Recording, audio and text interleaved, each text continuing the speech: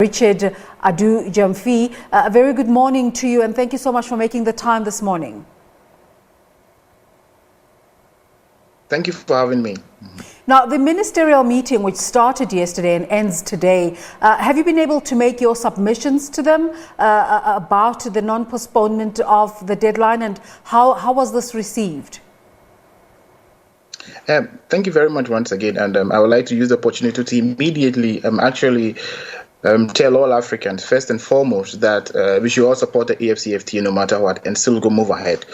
At the moment, yes, we submitted actually our petition, so to say, to the African ministerial meeting, and we are still waiting for results or confirmation from them as to what they say.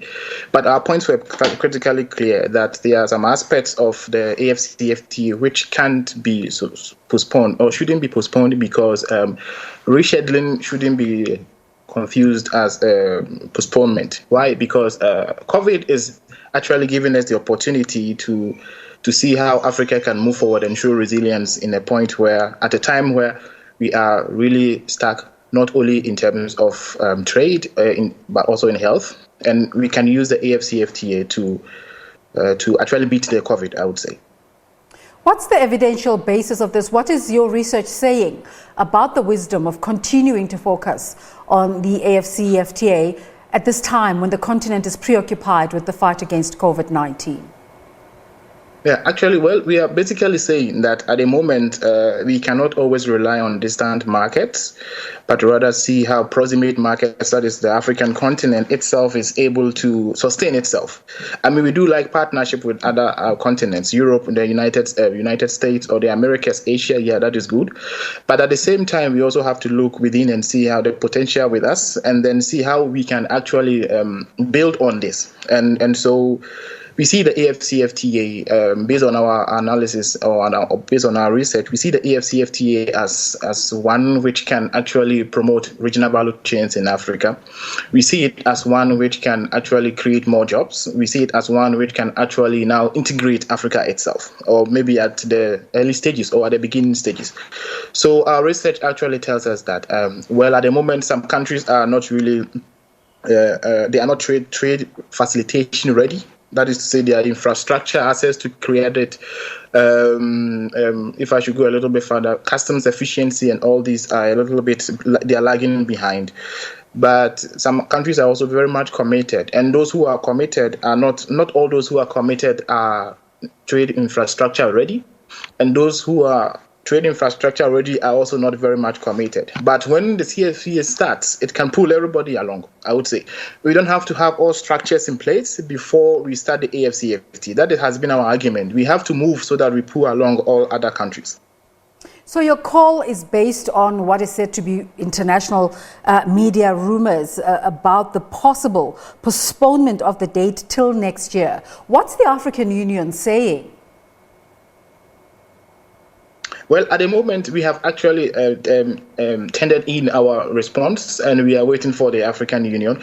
Well, for the African Union, I mean, there hasn't been an official statement saying that the AfCFTA has been postponed. The start of the AfCFTA has been postponed, but we are in talks with the AU and with even the AfCFTA Secretariat, and we are very much hopeful, and we are given the points which you are raising, that we are saying some aspects of the AfCFTA shouldn't be postponed. For example, trading in essential goods, food products, pharmaceutical products, which will help us fight COVID. These ones we really need to go ahead and trade in them, or to allow trading to start in these ones. For other negotiations or rules of origin, which is very critical to the AfCFTA, these ones can be rescheduled because it requires a lot of negotiations. But even for this, they can still go on using video conference, and that is our point.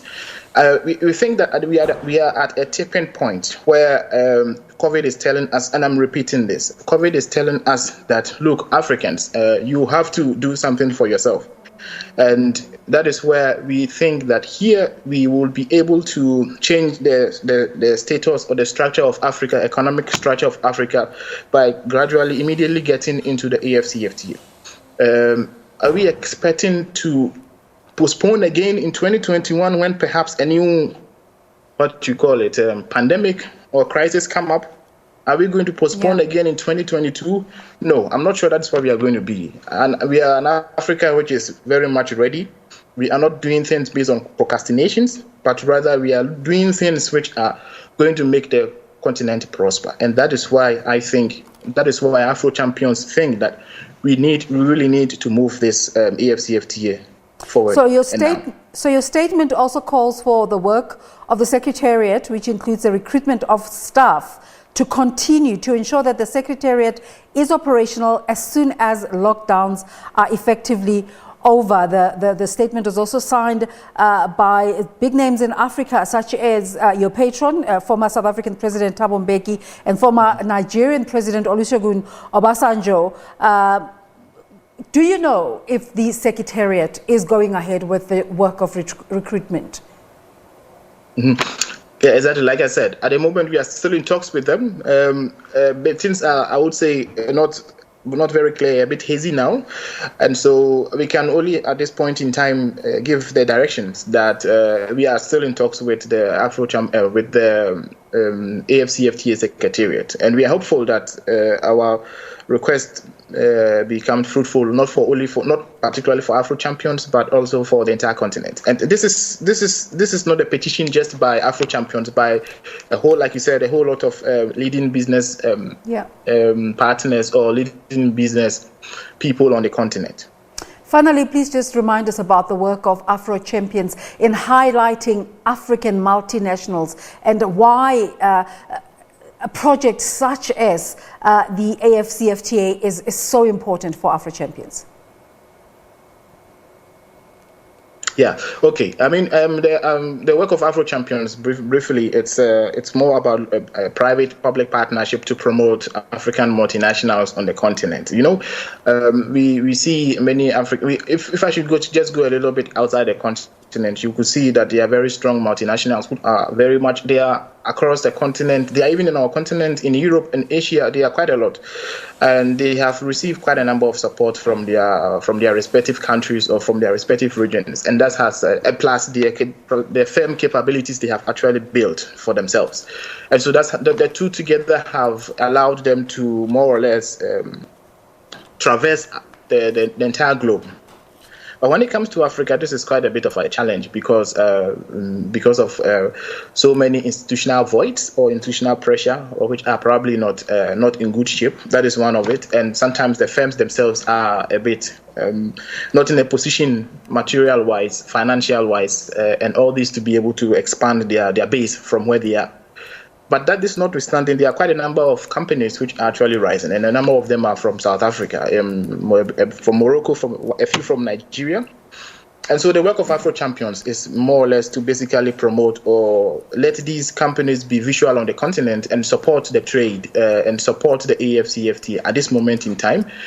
And then they have good linkages with small businesses which may come up so that we can see a very strong business network on the continent. So that is the task of Afrochampions at the moment, trying to see in what way we can actually more or less support businesses in Africa, particularly the big ones, so that they can also influence the smaller ones to make the continent more better. Well, I suppose only time will tell as July 1st approaches. Yeah. At the moment, like I said, you're right, time will tell. But if we plan well, then we are not failing. But if we are not planning, then of course we are going to have challenges. But like I said, at this moment in time, we are at a tipping point. And I repeat this once more because the AfCFTA has come actually at a time where it is going to challenge Africa to show its resilience. Yeah. And Africa has been resilient in many ways.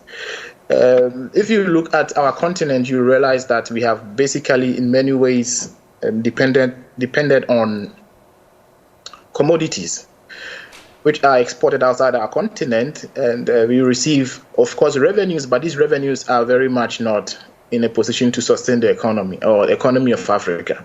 But when we trade within ourselves, how we trade, it's more of not just commodities, but rather of I would say, value-added goods. Can we go ahead with this? Very much we can. And but once we start to plan, then of course, most definitely we can we can make Africa big and great. If I should use Donald Trump's words here, we can make Africa great here, you know. Mm-hmm. Well, let's thank you again for talking to us today. Dr. Richard Adu-Gyamfi is from the Afrochampions, and they're making a call to the African Union to not postpone the operationalization of the Africa Free Trade Agreement, which kicks in on the 1st